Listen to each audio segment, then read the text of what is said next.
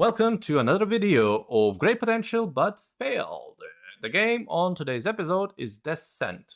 It has, to this day, it has great potential. It's not even that old. It's about a year and a bit old, maybe less. No, it's a year and a bit old. Yeah. So, what is the potential I speak about? Well, this is my personal opinion. The videos I make is my personal opinion. That doesn't mean everybody agrees with me. That's never the case for anyone. Doesn't matter how big the YouTuber he is. Not everybody agrees with his opinion. That's just how the world works. Everybody has their own opinion and they will lean towards the one that is more positive for them. Anyway, what is the potential for the Ascent? We almost said Anthem. Goodness sake. Oof. The Ascent. Yes. So, first of all, it's an ARPG. So when you think about potential, you think about replayability and how much of it you have. Because let's face it, people love games like Path of Exile and Diablos not because of amazing story. Yes, it has a decent story, like above good sometimes. But the main reason people play it is because these games have infinite potential for replayability. People play them because of the gameplay and how fun the loop is.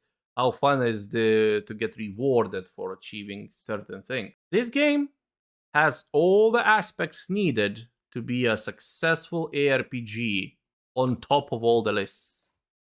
It has the not universe that hasn't been explored properly in the ARPG genre. It has a variety of weapons. It has a very, very strong world. This is all great potential, allowing for the game to be full of opportunities to make something. And if you want to make money of it, it's not a problem. Introduce more costumes. Have a separate, hire a couple people that works specifically on the costumes, on the appearances of the characters. It's one universe where you have infinite potential. You can literally jam in half of the 40k universe into this, and nobody will bat an eye.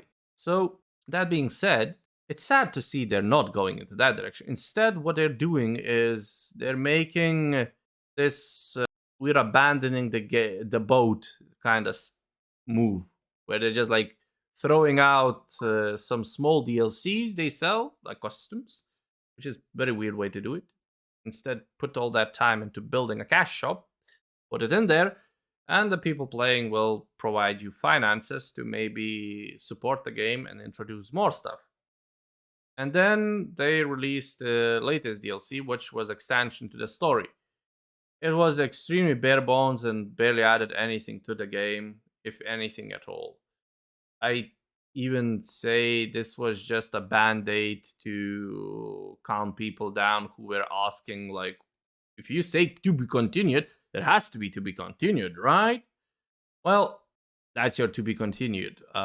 Extremely washed out DLC that's barely anything to the game. While instead of all that wasted time, they could have concentrated on introducing a random generated contracts like Atlas in Path of Exile. So you finish the base story, basically. You become free. You get the contracts, and you start exploring the world. And at certain points of exploration, you have like some specific cutscene for the story and lore to get you more pulled in. And why are you exploring? Why are you doing this? Why aren't you leaving the planet with all your money and going whatever? Why are you trying to do better? So that would work so much better than what they have now.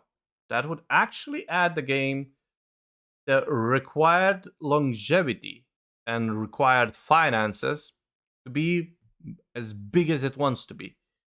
But instead, they choose to end it in a gutter, basically. It's like a choice. You either take a limo or go take a nap in a gutter. It's quite obvious choice, right? So that's why I think this game could do so much better. As such, thank you all for watching and see you in another video.